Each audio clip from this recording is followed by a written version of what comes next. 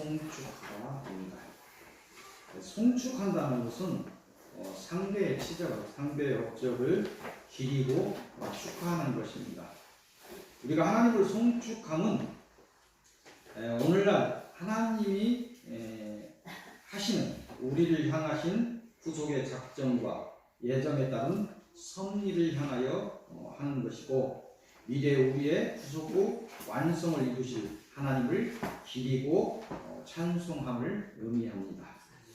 하나님이 인정하시는 하나님을 향한 그런 찬송은, 하나님이 인정하시는 찬송은 하나님의 부르심을 받은 자가 하나님께 받은 은혜를 기억하고 감사하며 하나님의 온전한 뜻을 따라서 온 마음과 온 힘을 다하여 드리는 찬송입니다. 이것이 하나님이 인정하시는 찬송입니다. 이런 찬송을, 하나님이 인정하시는 찬송을 드릴 때, 이런 찬송을 드릴 때 하나님의 은혜가 우리에게 임하는 것입니다. 그 하나님의 은혜가 사단의 미혹을 또한 이기게 할 것입니다. 또한 우리의 영혼과 우리의 몸을 치유하는 놀라운 일들을 일으킬 것입니다. 찬송할 때 치유가 일어나는 거예요. 이런 하나님의 은혜가 임하는 그런 찬송을 드리는 자는 이 땅에서 하나님이 주시는 충만한 복을 누리며 평강을 선물로 받게 될 것입니다. 또한 하나님의 보호하심과 인도하심을 따라 구원의 길을 걷게 될 것입니다. 그렇다면 우리가 하나님을 찬송해야 되는 근본적인 이유는 무엇입니까? 하나님을 찬송해야 되는 근본적 이유의 첫째는 우리는 하나님의 특별한 작정하심으로 창조되었습니다. 특별한 사랑에 의한 구속의 예정과 각별한 섭리하심 속에서 하나님의 자녀로 부름을 받은 자들, 그러니까 당연히 하나님을 찬송해야 되는 것입니다. 두 번째 찬송해야 되는 이유는 부름받은 하나님의 자녀로 하나님 앞에 섰으나 사단의 미혹과 우리의 죄의 성질로 인해서 날마다 죄를 짓고 넘어짐에도 불구하고 한량없는 사랑으로 우리를 온전한 섭리로 견인하심에 당연히 그 은혜를 생각하며 하나님을 찬송해야 되는 것입니다. 우리가 오직 하나님을 찬송해야 되는 세 번째 이유는 우리를 창조하시고 섭리하신 그 하나님께서 마침내 심판의 날에 심판을 이기게 하시고 새하늘과 새 땅으로 인도하셔 영원한 생명을 주실 것을 우리가 확신하고 믿기에, 이런 소망을 갖고 있기에, 이런 은혜를 받고 있는 우리는 이제로부터 영원까지 오직 하나님을 찬양해야 하는 것입니다. 마지막으로 우리가 오직 하나님을 찬송할 때 받는 복이 있습니다. 그 복은 무엇입니까? 그 복의 시작은 믿음에 있습니다. 우리가 하나님을 오직 찬송할 때 가장 먼저 일어나는 은혜는 믿음이 곤고히 세워집니다. 처음 하나님 믿을 때, 말씀 잘 모를 때 찬양하는 것이 각 박힌 뭔 찬양이 와서 하루 종일 막 찬양을 부를 때 갑자기 막 은혜가 서고 성령이 임하고, 여러분들 경험이 다 있으리라고 생각합니다. 오직 찬송할 때 은혜가 일어나고 믿음이 곤고히 세워집니다. 찬송하는 자가 받는 복은 믿음이 세워지고 나면 더욱 소망이 참되고 확실해지는 은혜를 받게 됩니다. 다음 복은 찬양을 통해 하나님의 사랑이 풍성해지는 놀라운 변화를 경험합니다. 하나님의 풍성들이 온다는 거예요. 기본적인 사랑의 풍성이 뭐죠? 감사의 풍성이고, 사랑뿐만 아니라 하나님은 하나님 귀한 풍성들을 그 찬송을 통해서 부어주시는 것입니다. 날마다 하나님을 찬송하는 자는 하나님의 구원의 약속이 견고해집니다. 그는 하나님을 향한 구속의 길에서 벗어나지 않는 은혜를 누린다는 것입니다. 또한 찬양이 게으르지 않는 자는 육적인 몸의 건강과 영적인 평강을 누리게 됩니다. 이런 삶이 지속되는 자는 장수의 복을 함께 누리게 됩니다. 아니, 유행가 가사도 막 부르는 사람들은 건강해진다. 막 화를 내는 사람에 비해서 특별하게 다르다기보다도 많이 다르죠, 삶이. 노래 부르는 자하고 화를 내는 자하고는 다르죠. 우리가 더욱 알아야 하는 그 찬양을 통한 복은 찬양하는 자에게 기도할 바를 알게 하시고 기도하게 하신다는 것입니다. 그러한 이유로 찬양하는 자의 기도는 하나님의 뜻을 쫓는 기도가 되어서 기도가 응답되는 놀라운 결과를 낳게 되는 것입니다. 또한 찬양하는 자는 하나님으로부터 하늘의 놀라운 지혜를 갖게 되며 사단의 미혹을 이기게 하는 권세를 얻게 됩니다.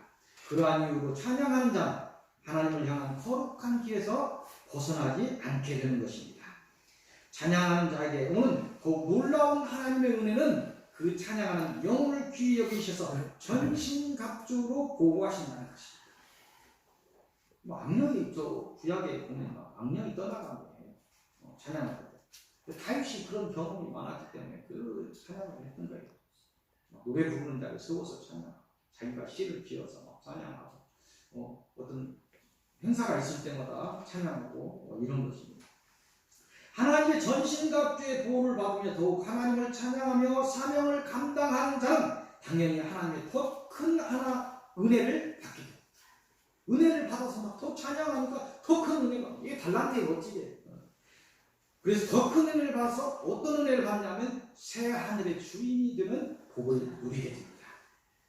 하나님을 향한 찬양은 당연한 하나님의 자녀인 자의 의무입니다. 그렇지만 그 의무, 그 찬양을 귀히 여기시고 그 의무인데도 하나님을 찬양하는 자가 있어요. 그래서 하나님을 찬양하는 자를 하나님께서 귀히 여기십니다. 그 찬양을 귀히 여기시고 그 찬양을 통해 많은 복을 주심을 여러분들은 잊지 말아야 됩니다. 현재 상황과 형편을 넘어서 오직 하나님을 믿으시고 바라시고 사랑하시길 바랍니다. 그 신앙은 처음이며 마지막인 찬양을 통해 하나님의 사랑을 경험하시는 복된 사람들이 되시기를 빕니다.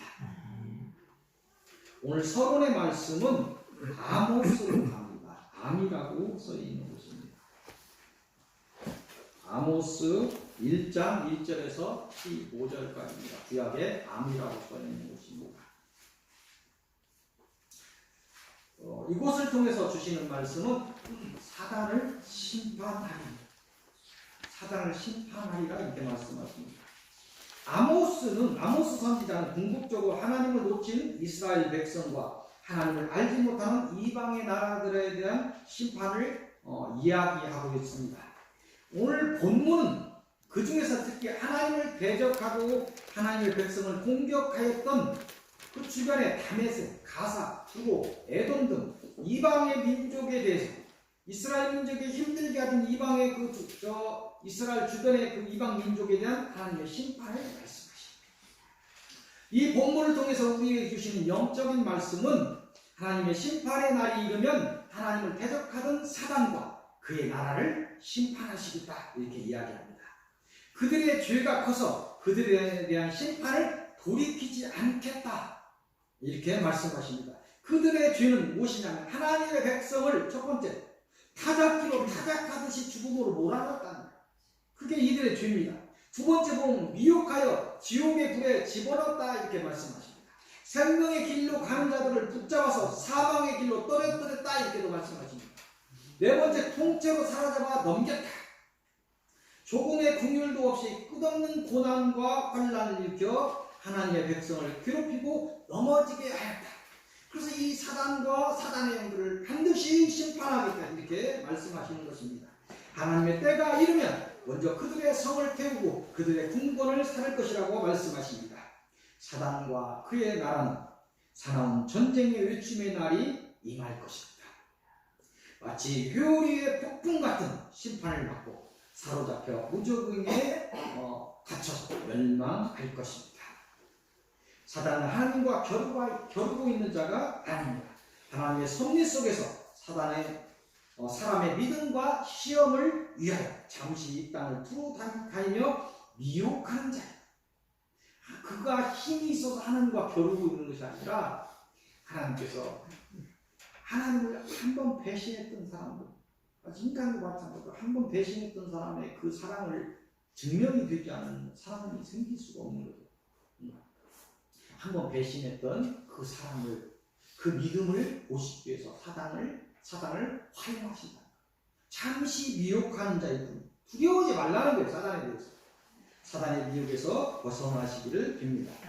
사단이 주는 두려움에서 벗어나시기를 빕니다. 아멘. 하나님을 오직 의지하시고 영적인 고난과 또 고난을 넘어선 환란의 시대가 올지라도 잘 벗어나시기를 빕니다. 승리하시기를 빕니다. 아멘. 오늘 본론의 첫 말씀은 호세아서로 가겠습니다. 호라고 써있는 곳이 앞쪽으로 조금 넘기면 호세아서가 있습니다. 조금 앞쪽에 있습니다. 호세아서 1장 10절에서 11절까지 두 절만 봅니다. 이곳을 통해서 주시는 말씀은 구원하리라 이렇게 이야기합니다.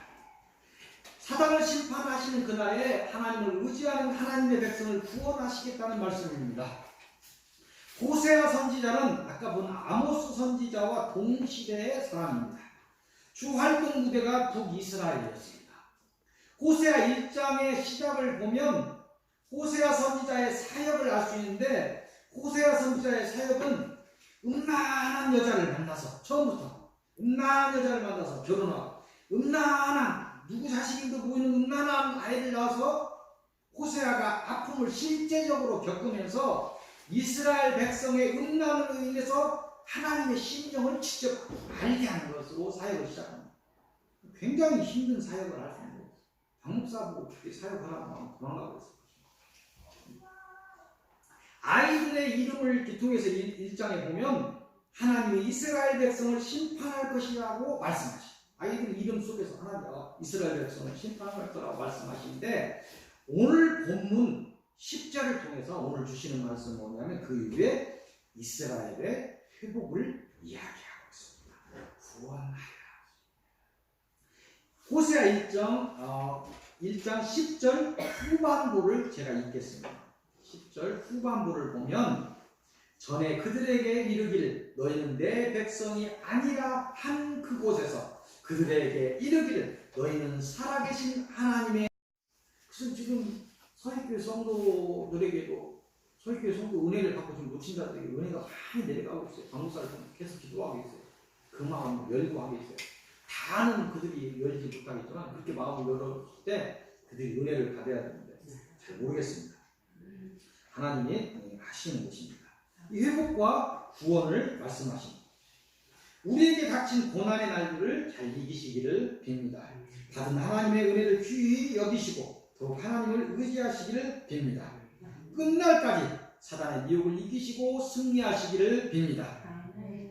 본론의 두 번째 말씀은 학개서로 갑니다. 학이라고 써있습니다. 학개서 2장 20절에서 23절까지입니다. 이곳을 통해서 주시는 말씀은 사단에 속한 것들을 모두 심판하리라 이렇게 말씀하십니다. 학개서는 바벨론을 정복한 바사 페르시아의 첫 왕이 고레스입니다.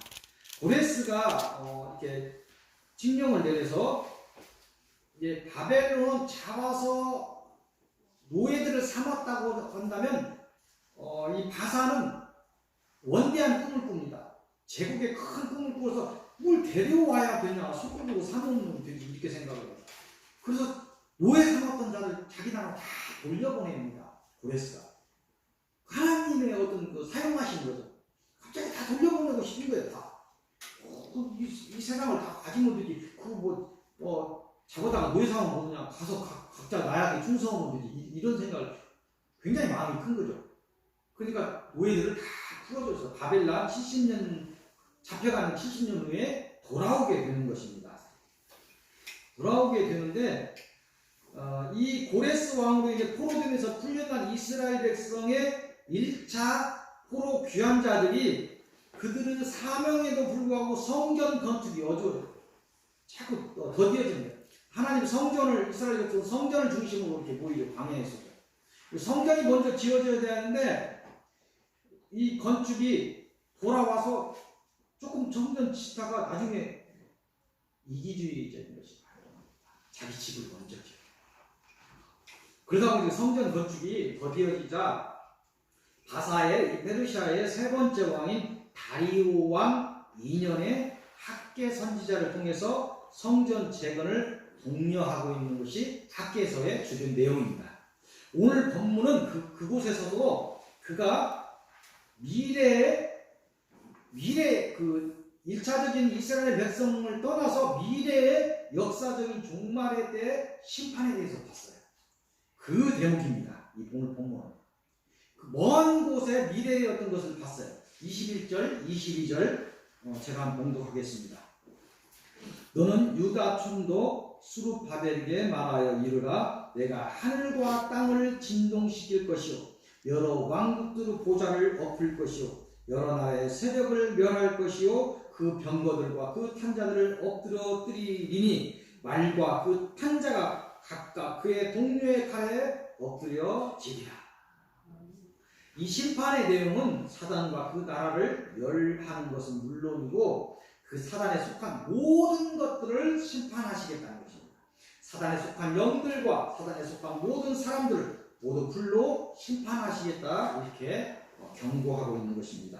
작정되고 예정된 심판은 유예가 있을 수 없습니다. 또한 때가 되어 은혜가 거친 심판에 그런 심판은 무자비한 현장이라 말씀하십니다. 은혜가 있을 때는 은혜가 있는데 은혜가 거치고 나면 무자비한 심판이 있을 것이라 이야기합니다.